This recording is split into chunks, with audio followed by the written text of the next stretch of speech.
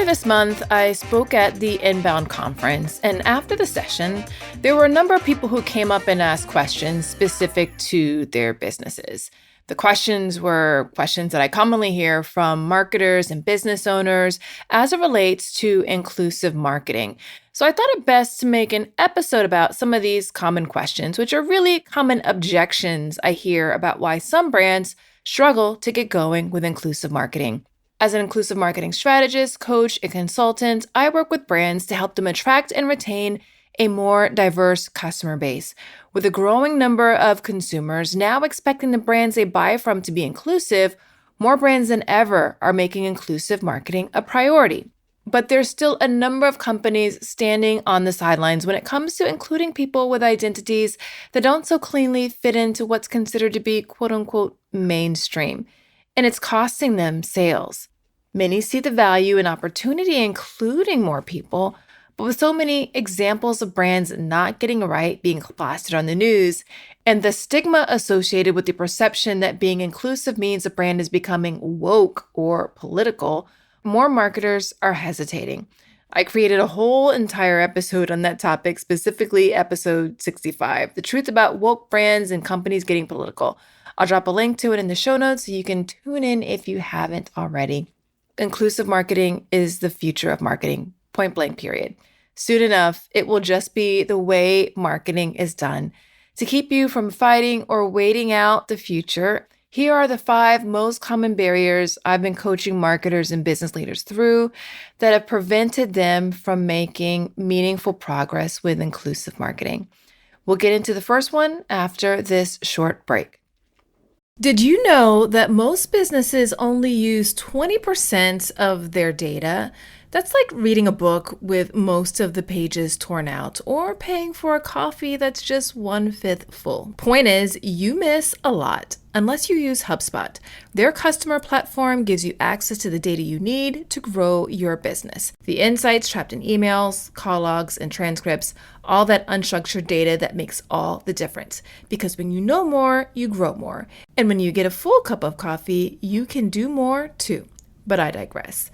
Visit HubSpot.com today. Okay, so here's the most common question, objection, barrier that is preventing people from getting engaged in inclusive marketing that I've been hearing about. I'm anxious about saying something offensive that will get me canceled. Now, over the years, there have been a number of brands that have made mistakes that cause scandals, apologies, and lost sales. But mistakes are a natural part of the learning process, and most of them aren't so extreme as to cause a global uproar. In most instances, mistakes are the result of a lack of customer intimacy. The brands whose names are plastered in all the headlines for the inclusive marketing mistakes didn't have sufficient cultural intelligence needed that would have prevented those mistakes from ever happening. There's a simple solution to combat this. As you work to engage consumers who are part of the communities that are often marginalized, the key is to build relationships with them that will give you a degree of intimacy with them that will guide you in knowing what to say and do, as well as what not to say and what not to do. And when you do make a misstep, the relationship you have with the community will make it so they can tell you what didn't work so well and how to do it better the next time. Embracing and acting on that feedback in a positive way can actually strengthen your relationship over time with the communities you want to serve. Fear of making mistakes will keep you from advancing. Perfection is not the goal. Giving yourself permission to make imperfect progress that improves over time while doing the work that minimizes mistakes will get and keep you in the game. Fear of making mistakes will keep you from advancing. I know this firsthand because I tried to learn French, not once, not twice, but 3 times. 3 times I tried and failed or did not advance in my quest to learn this language because I was afraid of making mistakes. Every time I tried, let's say I wasn't pronouncing things correctly, someone corrected me, I didn't like it. So what did I do? I just stopped. I stopped practicing with people, which is exactly what I needed to do to actually advance. Perfection in learning a language and perfection with inclusive marketing is not the goal. Giving yourself permission to make imperfect progress that improves over time while doing the work that minimizes mistakes will get and keep you in the game. I also know this firsthand because going back to the language example, I speak Spanish imperfectly, fluently right now. And it's because I gave myself permission to take imperfect action and to make mistakes because that was going to be part of the learning process. And I want to make sure that you understand that these mistakes or these objections might not be ones that you have, but they could be objections that the people that you work with have. So even though you might not be in this place, you might need to address these concerns that pop up from people that you work with, whether these are senior leaders, whether these are your clients, or other people that you're interacting with that you need to get on board with this. So a second one is I'm concerned about alienating my existing customers. With the recent backlash for brands like Bud Light and Target for their campaigns that included the transgender community, many marketers are on edge. They are nervous about negative consequences of focusing their attention on including specific identities that aren't part of the dominant group. Inclusion isn't a zero-sum game. Including one group of people does not mean that you're automatically excluding the people you're already serving. I follow a gluten-free diet for health reasons. You've heard me say this a number of times. When a restaurant decides to include a wide variety of gluten-free options on the menu, it has no impact on the people who don't follow a gluten-free diet that also enjoy eating at that restaurant. But it does have a major positive impact on me, the person with dietary restrictions, that is often frustrated because I can't eat everywhere or my options are extremely limited in a lot of places. Business is about belonging. And as long as you continue to make the people you already serve feel like they belong with you, they won't feel alienated when you devote attention to including more people. And if by chance you do have some customers who aren't in favor of you including marginalized identities, let your values be your guide. Data shows that 71% of consumers want to buy from brands that align with their values. If inclusion is one of your values and a portion of your existing customers aren't in favor of it, don't be afraid to let those customers go so you can attract more of the types of customers who are aligned with your values. All right, a third objection or concern or hesitation is my leadership isn't fully on board. Including more people doesn't have to mean you have to create entirely new campaigns for every identity you want to serve. Often enough, small tweaks can make a big difference when it comes to making people from underrepresented communities feel like they belong. Incorporating inclusive language, slipping in pop culture references specific communities will get, using representative imagery, and even adding captions to video content are small tactics that don't require a change in marketing strategy or additional budget dollars. Over time, as customers see your brand making the effort to show them they belong with you, they will start to buy from you. You'll start to get real data you can use to show your leadership team that investing more in inclusive marketing makes smart business sense. We'll get to the remaining two objections after this short break.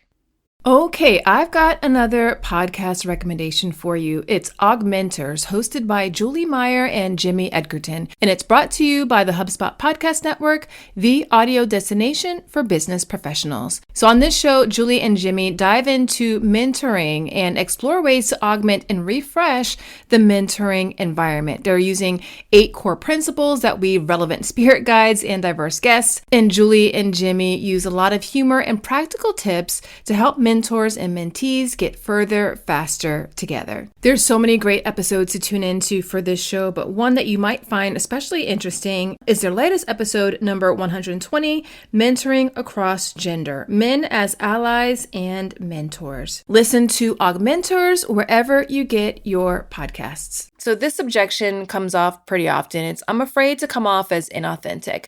And that was the entire focus of the talk that I did at Inbound. It was all about creating authentically inclusive brands. And this is a real concern from a lot of people. So to help you with this one, I want to go back to my process of learning Spanish.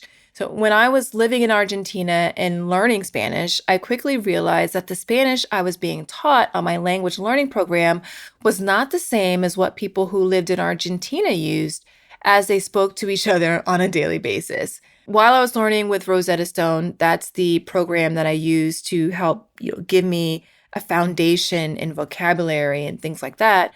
It was really my immersion into the culture that enabled me to learn how to communicate with people in a way that was authentic to the way they actually engaged with each other, rather than the textbook way. Also, Argentine Spanish has a lot of words that are different than general Latin American Spanish. So because I was in Argentina communicating with Argentine people, I wanted to really use the words that they use on a regular basis. The only way to learn that was being immersed in the culture. Now, while I don't fully sound like someone whose first language is Spanish, what's most important to the people I'm interacting with is if we can understand each other. Authenticity comes through proximity and longevity. The more you immerse yourself in the world of a specific community, the more you understand how they naturally engage, communicate, and interact. The deeper degree of intimacy you develop with a community, particularly those you aren't a part of, the less concerned you'll be about the authenticity of your communications. You'll know what works and what doesn't. So this last objection is quite common. I hear it quite a bit from people, and it's totally real. Not to say that the other ones aren't real, but I totally get people's heart associated with they want to be more inclusive, but they just basically are saying, I don't have the resources to include everyone. Most people don't. But I want to just kind of reinforce this. Contrary to what many people think, inclusive marketing is not about serving everyone. It's about acknowledging the many ways in which consumers are different, intentionally choosing who your brand will serve, and then authentically incorporating those consumers throughout all phases of your marketing mix. For instance, although you would gain a lot more customers if you serve people who spoke different languages, that doesn't mean that you need to deliver your entire customer experience in 10 plus languages. Serving people who speak English and Spanish would be perfectly fine if that's what you have the resources to support. As you have capacity, resources, and desire to serve a broader base of people in different communities, you can start to incorporate them into your marketing whenever you are ready. Focus on impact rather than fear. Now, to be clear, doing inclusive marketing in a manner that gets results doesn't come without its risks, but no marketing strategy does.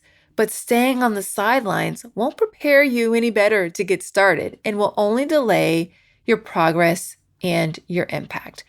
Instead of focusing your energy on everything that can go wrong, instead, fix your focus on the impact you'll have. When you focus on the transformations, success, and sense of belonging you will create for a broader group of customers, you'll quickly see the fears and the risks associated with not getting started aren't worth not pushing forward. All right, that's it for today's episode. If you like this show, I would so appreciate it if you would share it with a friend, colleague, and your network. If you do talk about it on social media, definitely tag me. I'd love to join the conversation. Another way that you can support the show is to leave a rating and review for it in your podcast player of choice. It really does go a long way toward helping more people discover the show. All right, very important question for you. Are you getting the Inclusion and Marketing newsletter? If so, what are you even doing? The Inclusion and Marketing newsletter comes out every Thursday, and each week I send you tips, stories, insights, news, and other commentary to help you build an inclusive brand that makes more of the people that you want to serve feel like they belong with you. Go to inclusionandmarketing.com/newsletter to get access to it. I'll drop a link to it in the show notes so you can get to it easily. Until next time, remember, everyone deserves to have a place where they belong. Let's use our individual and collective power to ensure more people feel like they do. Thanks so much for listening. Talk to you soon.